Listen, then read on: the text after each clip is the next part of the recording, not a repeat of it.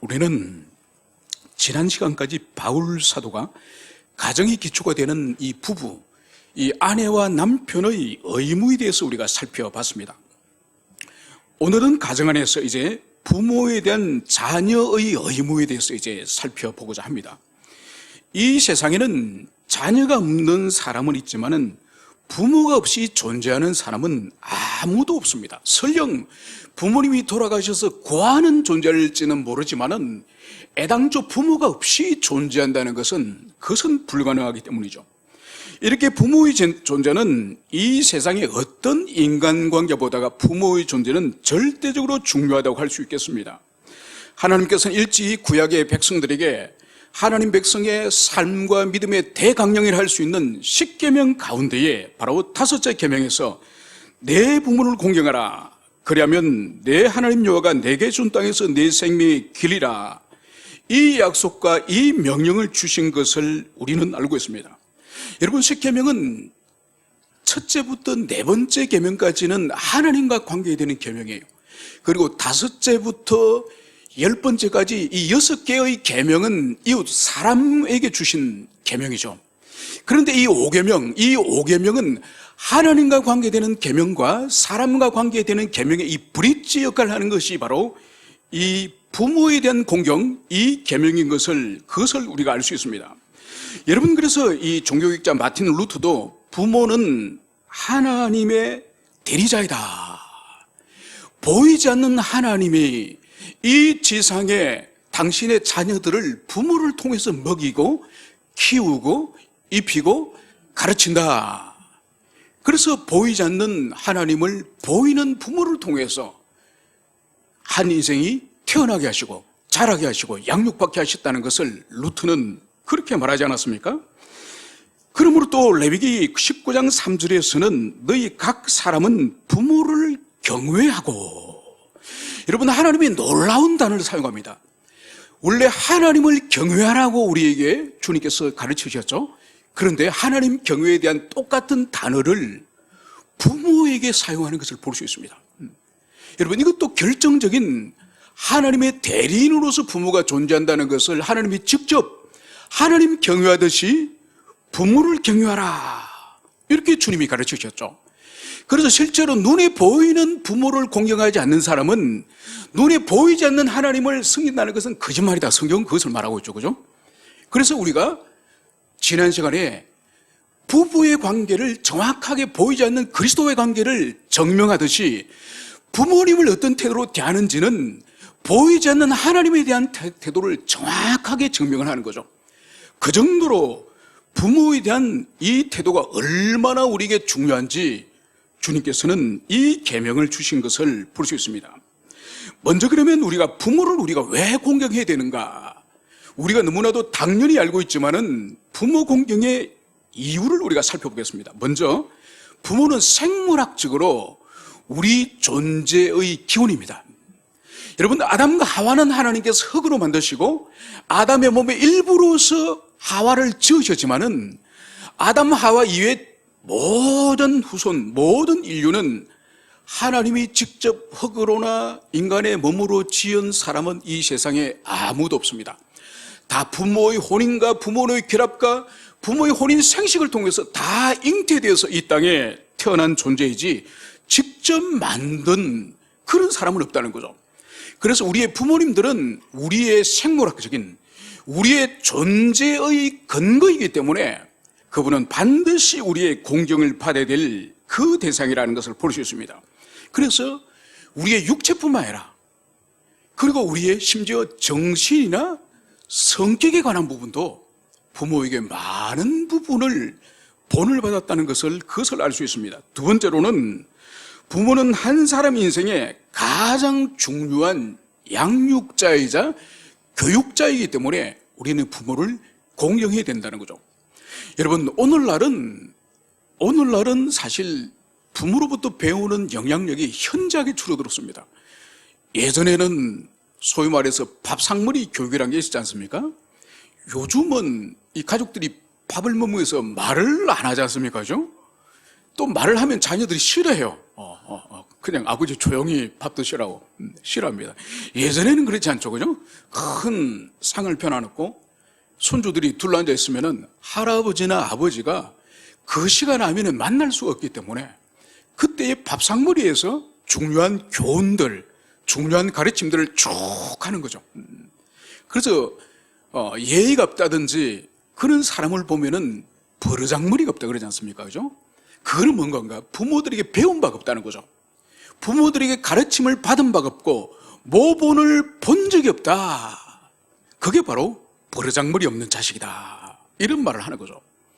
그래서 예전에는 심지어 직업의 문제까지 고대시대 때 유럽이라든지 우리나라 같은 경우에도 부모가 하던 직업을 그대로 자녀들이 물려받지 않습니까? 행상이라든지 농부라든지 아니면 어떤 장인이라든지.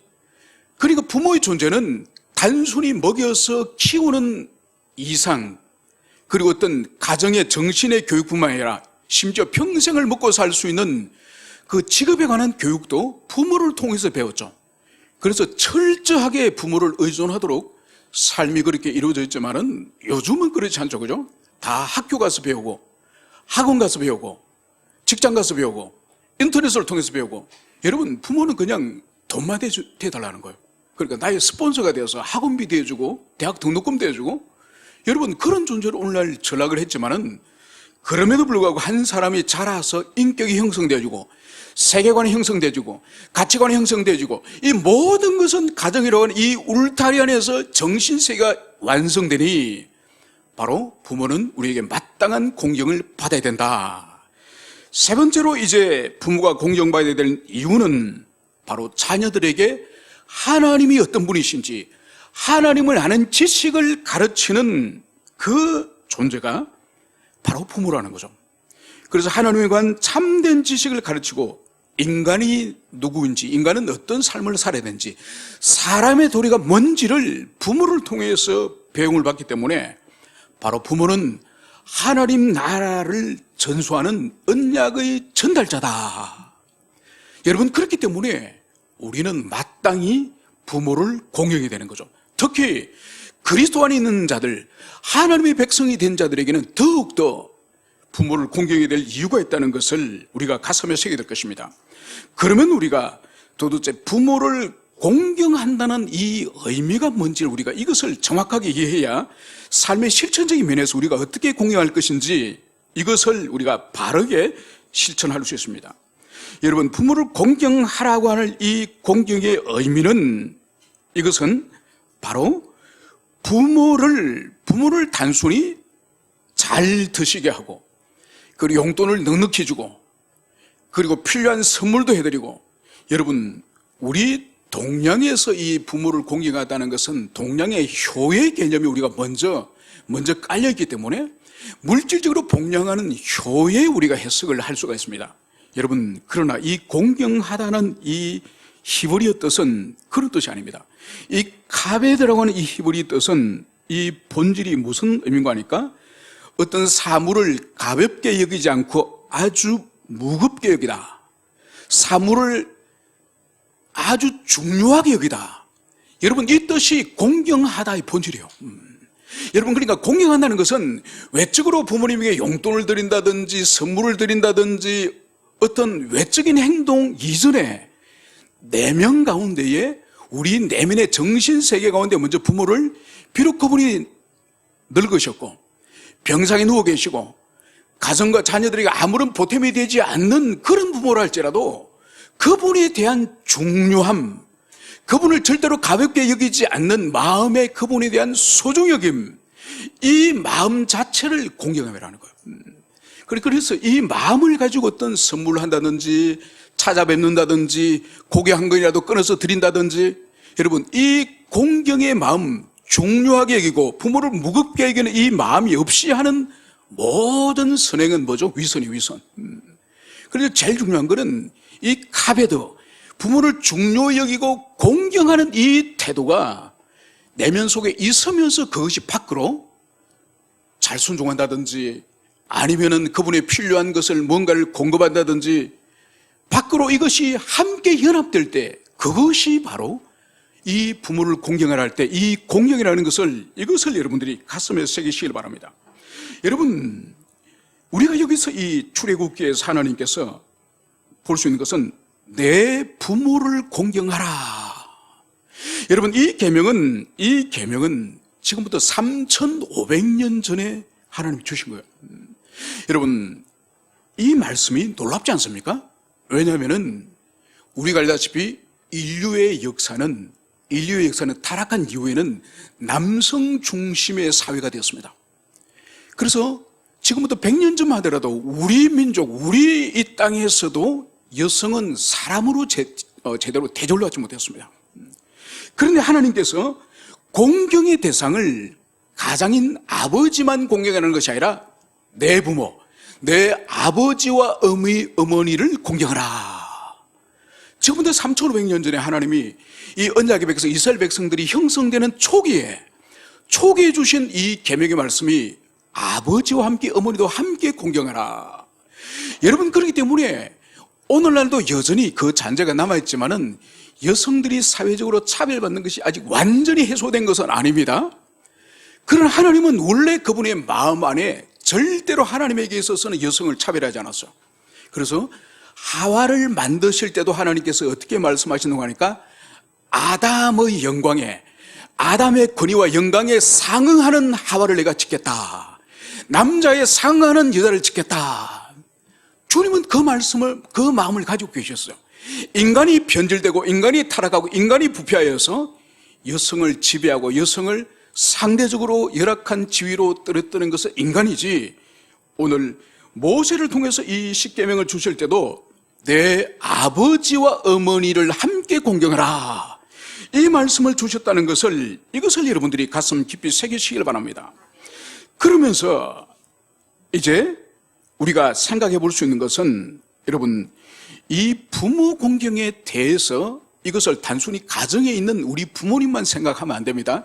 이 계명은 더 확장되어서 우리 사회 공동체적으로 존재하시는 어르신들에 대한 것도 함께 포함이 되는 거예요.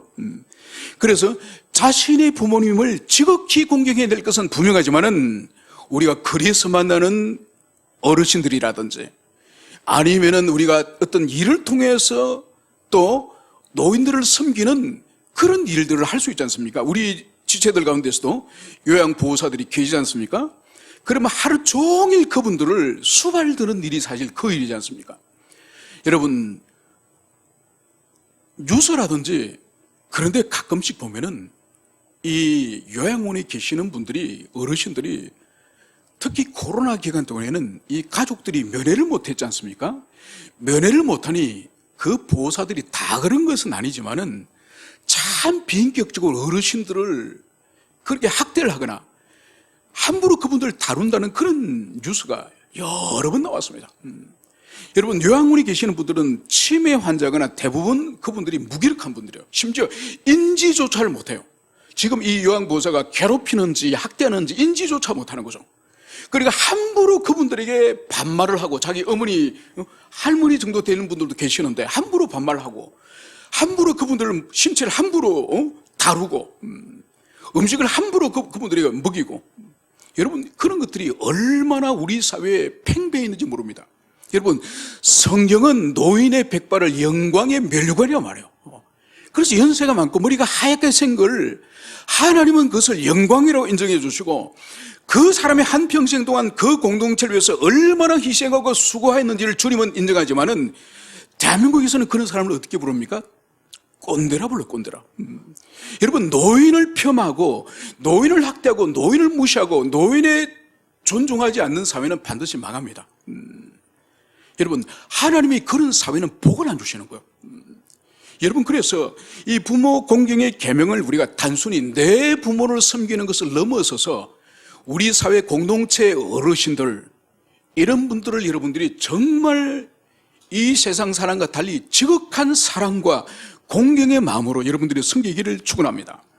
여러분, 그러면 우리가 여기서 또 하나의 의문을 가질 것은, 하나님께서는 왜 내 자녀를 사랑하라, 십계명 가운데 내 자녀를 사랑하라는 이런 계명은 없는데 부모를 공경하라, 부모를 무겁게 여기라, 부모를 중요하게 생각하라는 이 5계명은, 부모와 관계되는 이 5계명은 왜 성경에 이 10계명 가운데 있을까요? 여러분, 이것은 단순한 겁니다. 바로 뭔가 하니까 자기 새끼를, 자기 자식을 사랑하는 것은, 이것은 누가 가르쳐 주거나 누가 이것은 훈련을 시켜야 되는 것이 아니에요. 자기 자식은 저절로 사랑스럽고 이쁘기 때문에 이것은 저절로 되는 사랑이에요. 되는 사랑.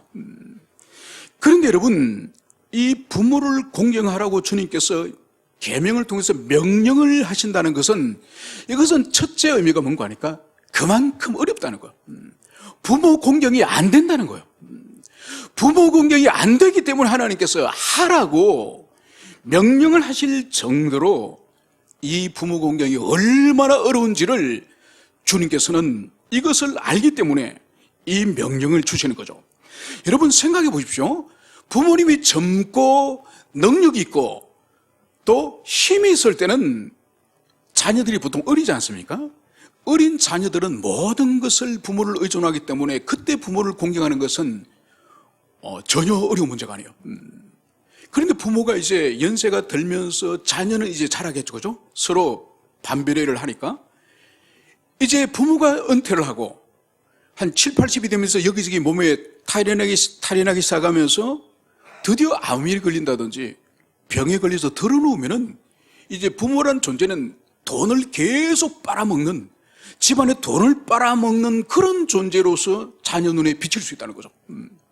자녀를 키우게 되고 자기도 먹고 살아야 되고 아파트도 늘려야 되는데, 부모는 아주 성가신 존재로 가정에 어떤 생산의 능력도 없어서 생산에 참여하지도 못하면서 소비만 계속하는 그런 부모가 될 수 있다는 거죠. 그러면은 자녀들에게 성가신 존재요, 결국은 뒷방 늙은이로 취급을 받게 되는 거죠. 그러니까 그때부터는 공경은 고사하고 학대하지 않는 것만 하더라도 정말 감사해야 될지 모르는 그런 상황에 이르게 되는 거죠. 그렇기 때문에 주님께서 이제 공경할 수 없는 상황에 자녀들이 직면했기 때문에 주님께서는 자녀들에게 내 부모를 공경하라, 이 명령을 주님이 주셨다는 것을 볼 수 있습니다. 여러분, 여기다가 만약 과거의 자녀가 부모와의 관계 안에서 어떤 트라우마가 있다든지 큰 상처가 있을 때에 여러분, 설상가상으로 이것은 더 어려워지는 거예요. 더 공경하기 어려워지는 개인적인 주관적인 상황이 있다는 것을 볼 수 있습니다. 여러분, 그래서 하나님께서는 이 5계명 부모 공경의 계명에서는 다른 계명과 달리 하나님께서는 순종한 자에게 구체적인 축복을, 복을 약속하고 있다는 이것을 우리가 주목을 해야 됩니다. 그래서 출애굽기 20장 12절에서는 내 부모를 공경하라, 그리하면 내 하나님 여호와가 내게 준 땅에서 내 생명이 길리라. 여러분, 하나님께서 출애굽기를 통해서는 먼저 하신 것이 부모를 공경할 경우에 하나님이 너희들이 이 땅에서 장수하게 될 것이다. 주님은 이 약속의 말씀을 주셨습니다. 여러분, 장수의 복이 오늘날은 우리 크게 다가오지 않습니다. 그러니까 100세 시대 때 8, 90세 되시는 우리 부모님들, 어르신들을 흔히 볼 수 있습니다. 여러분, 그러나 중세 시대 때 유럽인들의 평균 수명이 몇 살인지 아십니까? 40세에 죽습니다. 그럼 여기에 지금 살아계실 분들이 몇 분 안 계십니다. 그죠? 여러분, 조선의 백성들의 평균 수명이 몇 살일까요? 35세요. 여러분, 그래서 60세가 되면 회갑을 하는 이유가 거기 있는 거예요. 여러분, 자기가 태어난 그 해가 60갑자가 돌아서 다시 오는 것이 회갑이지 않습니까? 그죠? 그러니까 60까지 살아남는 것은 너무 희귀한 일이기 때문에 그래서 회갑을 하는 거예요. 여러분, 그렇다고 한다면 이 출애굽기를 기록한, 십계명을 기록한 이때는 지금부터 3,500년 전이에요. 그때는 사람의 수명이 얼마나 짧겠습니까? 그 광야에서 혈핍과 그 기근 가운데서, 여러분, 그러니까 모세가 80세에 부름을 받고 120세까지 살았다고 하는 이것은 하나님의 특별한 역사가 아니고는 절대로 불가능한 거죠. 여러분, 바로 이런 상황 가운데서 주님께서 부모를 공경하는 자들에게 바로 이 땅에서 장수의 복을 주시겠다. 주님은 이것을 약속하셨습니다. 그리고 더 나아가서 신명기에서는 내게 준 땅에서 내 생명이 길고 복을 누리라. 여러분, 40년 후에 출애굽기에서 10계명을 기록한 지 40년 후에 이 모압평지에서 두 번째 10계명을 다시 신명기에서 기록했지 않습니까? 40년 후에는 하나님께서 이 복을 이제 장수의 복에다가 하나를 더 보너스로 추가했죠. 그죠? 그것이 바로 뭐죠? 복을 누리라. 여러분, 이 복을 누린다는 이 의미는 장수와 함께 모든 하는 범사에 하나님의 축복을, 형통의 복을 하나님이 주실 것이다. 이것을 여기서 말씀하고 있습니다.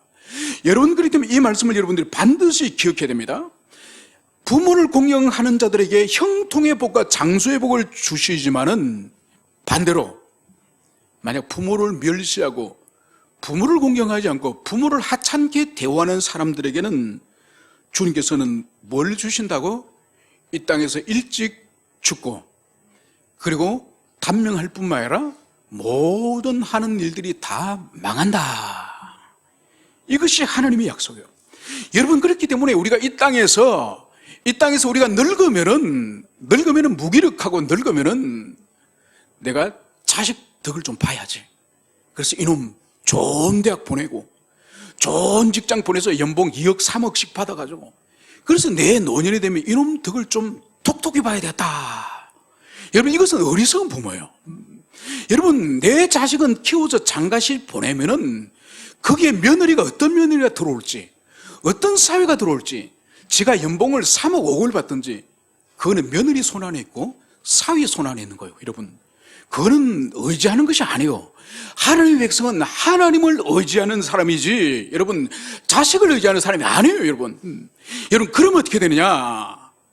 바로 우리가 부모에게 효도를 하면은, 우리가 부모에게 효도를 하면은 하나님이 우리 인생의 노년에까지 책임져 주시는 거예요. 이걸 여러분들이 기억해야 돼요.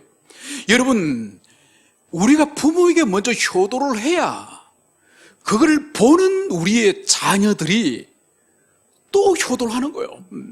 여러분, 그래서 우리 옛말에 이런 말이 있지 않습니까? 효자의 집안에는 효자들이 계속 나고 불효자의 집안에는 불효자들이 계속 난다. 반드시 먼저 모본을 보여야 되는 거예요. 그리고 우리 자신이 먼저 부모님을 잘 섬기고 공경할 때에 우리 자녀들도 당연히 우리의 삶을 보고 우리 자녀들도 잘 공경한다는 이것을 여러분들이 분명히 가슴 새기시길 바랍니다. 여러분, 그러면서 우리가 그리스도인이기 때문에, 하나님의 자녀이기 때문에 주의할 것이 한 부분이 있습니다. 여러분, 마가복음 7장 11절부터 13절에 가면 예수님께서 그 시대 사람들에 관해서 아주 질책하는 장면이 나옵니다. 그게 바로 뭔가 하니까 고르반이라고 하는 이 유대교 안에서 이 바리새인들이 만든 전통 가운데 이 고르반이라고 하는 이 제도입니다. 이게 바로 뭔가 하니까 연로하신 부모님이 살아계셔. 여러분, 부모님은 자녀들이 아니고는 다른 누구의 손길을 통해서도 복양을 받을 수 없지 않습니까? 그래서 연로하신 부모님이 계시는데 이 사람이 하나님에 대한 열심이 아주 많아. 그래서 자신의 어느 재산을 나는 이것을 하나님께 헌금하기로 했습니다. 이거는 하나님께 드리기로 했습니다. 이 구별하여서 하나님께 드린다는 이것이 고르반이에요. 고르반. 그렇기 때문에 이제 나는 하나님께 다 드렸기 때문에 부모님은 책임질 수 없습니다. 이거를 예수님이 아주 질책을 하셔서, 여러분, 이것은 오늘날 우리에게도 마찬가지입니다. 오늘날 우리에게 있어서도 내가 교회를 섬기고 하나님을 섬기고 내가 교회 봉사하기 때문에 나는 내 부모님을 모실 수 없습니다. 내 부모님을 섬길 수 없습니다. 이러면 안 된다는 거죠. 절대로 하나님을 핑계로 해서 자신이 마땅히 해야 될 부모 공경을 소홀히 하는 것을 예수님이 아주 진노하셨다는 것을, 이것을 여러분들이 기억하십시오. 그래서 반드시 부모 공경은 우리 자신을 대체해서 누구도 섬길 수 없다. 우리가 마땅히 해야 될 일이다. 이것을 명심하시기를 축원합니다. 그러면서 우리가 또 생각해 볼 수 있는 것은 이런 부모를 공경하라, 이런 말씀을 여러분들이 전하면은 반감을 가진 사람들이었습니다. 아니, 나는 절대로 목사님 그 인간 공격 못합니다. 그 인간이 나에게 지금까지 끼친 상처가 얼마나 큰데 내가 그 인간 멱살 잡고 싸우지 않는 것만 해도 그 인간은 감사해야 됩니다. 여러분, 이야기를 쭉 들어보면은 사연이 맞아요. 사연이 맞아요. 그래서 교회에 가려고 할 때에 막 짝대기로 아이를 때려가 어릴 때부터 그렇게 혼을 내고, 또 자녀가 어떤 불순종을 하거나 또 자신의 마음에 안 든다고 해서 그 다 큰 여자아이를, 초등학교 한 5, 6학년 되는 아이를 옷을 다 벗겨가지고 집 밖으로 쫓아내지도 않나. 여러분, 우리가 정말 부모를 경멸하는 그런 사람들의 사연을 들어보면은 다 이유가 있습니다. 충분히 납득이 합니다. 충분히 그런 상처를 받고 그런 아픔을 받았음을, 그것을 우리가 알 수 있습니다. 그러나 성경은 일관되게 우리에게 공경할 부모, 공경해야 되는 부모의 대상을 조건 삼지 않았다는 것을, 이것을 우리는 기억해야 될 것입니다. 마치 우리의 남편을 아주 고매한 인격을 가진 남편, 경제적으로 능력 있는 남편, 아주 품위가 있는 남편, 교양 있는 남편, 신앙적으로 아주 경건한 남편을 순종하라고 성경이, 하나님 말씀하지 않았던 것처럼 부모도 마찬가지예요. 여러분, 우리의 부모가 정말 인격적이면 얼마나 좋겠습니까? 우리 부모님들이 많이 배우고 교양이 있어서 어디 가더라도 부끄러움이 없는, 자랑할 수 있는 그런 부모님이면 얼마나 좋겠습니까? 그리고 가지고 있는 소유도 넉넉해서 우리가 뭔가 필요하다고 말할 때마다 그냥 한 토막씩 잘라서 툭툭 줄 수 있는 그런 부모님은 얼마나 좋겠습니까? 여러분, 이 세상에 그런 부모님을 가지고 있는 사람이 과연 몇 프로가 되겠습니까? 여러분, 우리 세대뿐만 아니라 여러분의 세대도 마찬가지고, 대부분의 부모는 어떻게 살아야 될 것이고, 부모는 자녀에게 무엇을 가르치고 무엇을 교육시킬지, 자식을 낳기 전에 부모 교육을 받아본 사람은 사실 없다고 해도 과언이 아닐 정도예요. 여러분, 그래서 모든 세상의 부모는 처음 해보는 거예요. 처음 해보는 거예요. 거기다가 어려운 시대를 통과하면서 우리 부모님들은 배우지 못한 부모님들 많습니다. 그래서 교양 자체가 없어요. 그리고 그분들 위에 조상들로부터 예절을 배우지 못했습니다. 함부로 말을 하거나 함부로 행동하거나, 심지어 어떤 분들은 이 열심히 뻗쳐가지고 자기 가정과 자녀들을 돌보지 않고 외부에서 얼마나 활동하는지 모릅니다. 여러분, 저도 부모님을 용서한 지 얼마 되지 않아요. 저는 청소년 시절 때는 부모님을 용서하지 못해요. 제가 이제 예수를 믿고 난 이후에 20살이 넘고 나서 저는 부모님을 받아들일 수 있었습니다. 저희 어머님은 중학교 때 돌아가시고 8개월 만에 아버지가 재혼하셨습니다. 그런데 새어머님은 완전히 다른 분이에요. 완전히 다른 분이에요. 아버지가 화를 내서 어떤 그릇을 던지면은 어머니는 밥상을 던질 정도로 완전히 성격이 얼마나 거친지. 그리고 무엇보다도 저희 어머님이, 저희들은 청소년이기 때문에 저희들을 함부로 터치하지 못하지만은 어린 여동생, 그리고 연세가 많으신 저희 할머니, 그분들에 대한 비인격적인 그런 것이 저희들에게 얼마나 분노가 일어나는지. 문제는 그것을 아버지가 중간에서 방치를 하고 있다는 이것이 저희들의 분노를 삭히지 못하는 거죠. 그래서 저희 삼형제들이 엄청 분노를 하고 가출을 해서 학교에서 정학을 먹고 인생에 즐거움이 없는 청소년 시기가 지옥 같은 그런 생활을 보낸 거죠. 그러고 나서 예수님을 깊이 만나고 나니까 그 모든 것이 용서가 되는 거죠. 어머니 입장으로 새엄마라 왔는데 와보니까 자식이 4명이야. 그것도 다 큰 자식들인데, 그리고 어머니 입장으로서도 엄청 예민하고 성격이 거칠어지고, 그리고 갈등이 끝이 없고, 저희 부친 같은 경우에는 이 대외적인 일들을 많이 하십니다. 자녀들과 가정을 돌보기보다는 바깥에 있는 일을 많이 하시기 때문에, 그러니까 정말 사회적으로 훌륭하신 분이죠. 존경하실 만한 분이죠. 그런데 우리 입장으로는 가정과 자녀들을 방치하시는 그런 분으로만 우리에게 낙인이 찍혀 있는 거죠. 그래서 절대로 아버지를 용서할 수 없는 그런 마음이 있었던 거죠. 그런데 예수를 믿고 나니까 모든 것들이 다 용서되는 거죠. 어머니도 그럴 수밖에 없는 그런 정신과 내면을 가졌구나. 그리고 아버지도 마찬가지요. 아버지가 저렇게 외부의 활동을 하시고 사람들에게 인정받고 싶어 하시고 사람들에게 어찌하든지 자신의 어떤 활동이나 사회적 활동이나 그것을 드러내고 싶어 하시는 그 이유가 저게 있었구나. 그것을 다 알고 나니까 그 이유에는 미움이 아니라 너무너무 두 분이 불쌍한 거예요. 여러분, 결국은 우리에게 하나님께서는 존경할 만한 부모를 존경하라. 주님은 그렇게 말씀하지 않으셨어요. 우리에게 부모이는 그 자체만을 우리가 존경해야 될 것을 주님께서는 우리에게 이 계명을 주셨다는 것을 볼 수 있습니다.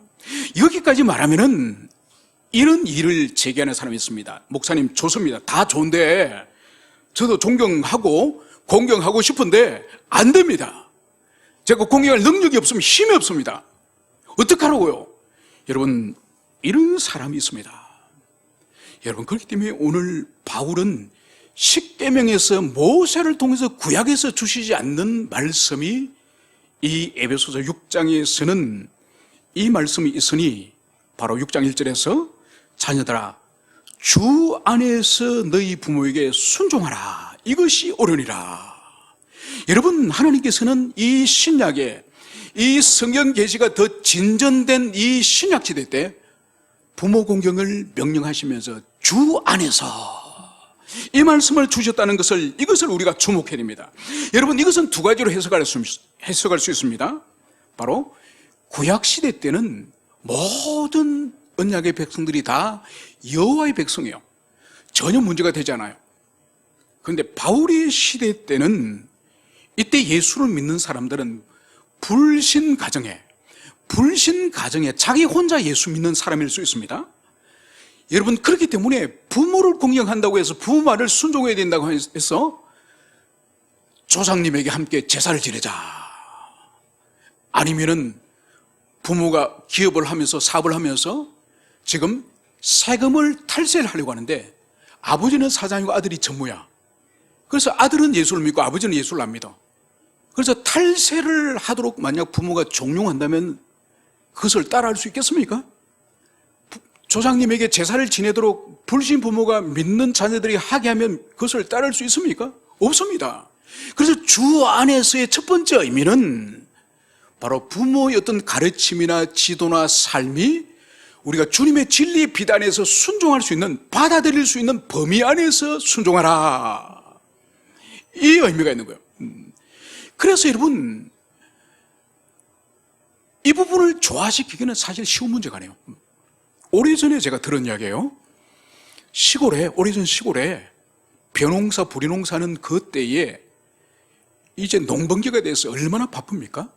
벼를 베야 되는데 이제 내일이면 주일날, 일요일날 주일이 돼서 벼를 베야 되는데 이 딸이, 어린 딸이 교회를 다니니까 아버지가 아니 내일 우리 가족들 다 벼를 베야 되는데 네가 어디 가려고? 교회 못 간다. 벼를 베야 된다.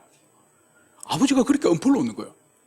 그래서 이 아이는 너무 주님을 사랑하기 때문에 또 아버지를 사랑하기 때문에 아버지 말을 만약 그대로 순종하면 예배를 못 드리고 예배를 드리러 가버리면 아버지 말을 불순종하게 되고 그래서 이 여자아이가 어떻게 했는가 하니까 마침 그날 밤에 보름달이 떴어요. 낯을 가지고 이 달밤에 별을 베러 간 거예요. 그래 자신이 베야 될 목만큼을 밤새도록 별을 베러 간 거예요. 근데 문제는 낮도 아니고 밤이니까 이 별을 베다가 그냥 손목을 쳐버린 거예요. 그러니까 밤중이니까 지혈을 제대로 못했겠죠. 그래 출혈을 과다를 해가지고 정신을 잃고 쓰러진 거예요. 아침에 아버지가 일어나서 보니까 이 딸이 안 보여. 아무리 딸을 찾아도 딸이 안 보여. 그래 또 어디 또 교회 갔구나 2년 이러면서 이제 별을 베러 간 거야. 별을 베러 갔는데 그게 딸이 피를 흘리고 쓰러지는 거야. 다행히 죽지는 않았어요. 그리고 이 아버지가 아니 왜 밤중에 별을 베러 갔느냐. 그러니까 그 딸아이의 말이 하나님도 섬겨야 되겠고 아버지도 섬겨야 되니 제가 밤중에 별을 베러 나왔습니다. 이 말을 하는 거예요. 여러분, 이렇기 때문에 주 안에서 우리가 부모의 말씀이든지 하나님 말씀이든지 이것을 조화롭게 우리가 이것을 순종한다는 이것은 참으로 어렵지만은 이것은 참으로 불신 가정에서는 중요하다는 것을 여러분들이 그것을 이해하시기 바랍니다. 두 번째로 주 안에서 공경한다는 이것은 여러분 바울 사도 서신 안에서 주 안에서 얼마나 바울이 이 단어를 사용하기를 저기하는지 모릅니다. 여러분 근원적으로 이 주 안에서라고 하는 이 말씀은 요한복음 15장에서 예수님이 먼저 사용하신 말씀이요, 바로 너희가 내 안에 내가 너희 안에 있으면 너희들이 무엇을 구하든지 다 이루어주리라. 바로 여기서 바울이 주 안에 인 그리스도 이 단어를 바울이 즐겨 사용하는 거예요. 여러분 이것이 오늘 부모 공경은 주 안에서 할 수 있는 것이다. 그러면 이 주 안의 이 의미가 뭘까요? 이것은 바로 우리가 주 안에 있고 주님이 우리 안에 있다는 것은 주님과 우리가 연합되었다는 것을 말하는 거예요. 여러분 어쩌면 그러면 우리가 주님과 우리가 연합되어지죠. 어쩌면 우리가 주님의 몸이 되고 주님은 우리의 머리가 되는, 그래서 한 몸이 되는 일이 어떻게 일어나죠? 바로 참다운 믿음, 참다운 그리스도 예수를 영접하고 참다운 신앙 고백을 통해서 그분이 우리 안에 들어오시고, 그래서 우리가 중생하고 회심하고 거듭나는 참 성도가 될 때에 그것이 바로 그리스도 안에서 이 의미라는 것을 볼 수 있습니다. 여러분 그래서 우리가 참된 성도가 되어서 중생하고 회심하면은 성령께서 우리 속에 계시지 않습니까? 그래서 우리가 어떤 것을 기도하고 우리 능력으로 할 수 없는 것을 주님 앞에 엎드리고, 그때 주님께서 어떻게 하십니까? 성령을 통해서 우리에게 돕는 능력과 돕는 힘을 주시는 거죠. 여러분 그래서 부모를 공경할 수 없는 본성을 우리는 가지고 있습니다. 자기중심적이고 부모보다는 자기 새끼를 먼저 찾는 이런 존재가 우리예요. 그렇지만은 부모를 공경하러 간 하나님의 계명의 말씀 앞에서 우리가 무능력할 때에 바로 주님, 저는 이기적이고 저는 탐욕적이고 저는 제 자식을 우선 여기는 이런 주님, 이런 인생입니다. 부모를 공경해야 되겠는데 제 힘과 제 의지로 할 수 없습니다. 주님 도와주시옵소서. 이렇게 기도할 때에 우리 속에 계시는 성령님의 도우심을 통해서, 성령님의 도우심을 통해서 우리가 부모 공경의 순종의 자리로 나갈 수 있다는 것을, 이것을 의미하는 것이 바로 주 안에서 공경하라. 여러분 주 안에서 이 말씀은 사실은 모든 하나님의 계명에 다 적용되는 거예요. 여러분 여러분의 힘으로 여러분의 능력으로 이 하나님의 말씀을 순종하여서 주님이 기뻐하시는 순종의 자리로 나갈 수 있을 것 같으면 아니에요. 그래서 우리에게는 구원을 받을 때도 그리스도 예수의 십자가를 경험해야 되고, 구원받은 이후에 하나님의 계명의 말씀을 순종하여서 주님 기뻐하시는 삶을 살기 위해서도 십자가를 반복적으로 계속적으로 우리가 경험할 때에 여러분 우리는 구원 이후에도 우리는 은혜로운 삶을 계속적으로 살 수 있다는 것을 볼 수 있습니다. 여러분 십자가의 경험은 우리가 구원받을 때 한 번 경험하는 것이 아니라 매번. 왜 우리가 매일 새벽마다 묵상을 하고 말씀을 나눕니까? 그것은 바로 반복적인 주님의 사랑, 반복적인 그리스도 사랑 속으로 들어가기 위한 그 안전장치가 바로 말씀의 묵상이라는 것을 여러분들이 가슴에 새기실 바랍니다. 여러분 그리스도의 십자가를 경험할 때 일어나는 일이 바로 뭔가요? 지금까지 나에게 상처를 주고 나에게 아픔을 주고 나에게 어떤 썬뿌리가 되었던 그런 아픔과 그런 관계를 비교할 수 없는 엄청난, 감당할 수 없는 십자가의 은총이 그 모든 것을 정리해버리는 것. 그래서 우리 심령이 어떻게 됩니까? 사랑할 수 없는, 지금까지 절대로 사랑할 수 없는 사람을 사랑하게 되고, 절대로 용서 못했던 인간을 용서하게 되고, 절대로 받아들일 수 없는 그 사람을 받아들이는 능력이 바로 이 십자가를 통해서 오는 거예요. 그래서 모든 생명 없는 그리스도의 삶, 모든 비참한 삶의 근본적인 것은 십자가로부터 단절된 우리의 영혼, 여기로부터 모든 비참한 삶이 있다는 것을 여러분들이 가슴에 새기면서 상처보다 더 큰, 아픔보다 더 큰 십자가 사랑 속에서 여러분들이 부모를 공경하는 여러분 되시기를 축원합니다. 그래서 주님이 이 땅에서 장수하고 모든 일에 형통케 하시는 그 복을 누리시기를 축원합니다. 함께 우리 기도하시겠습니다.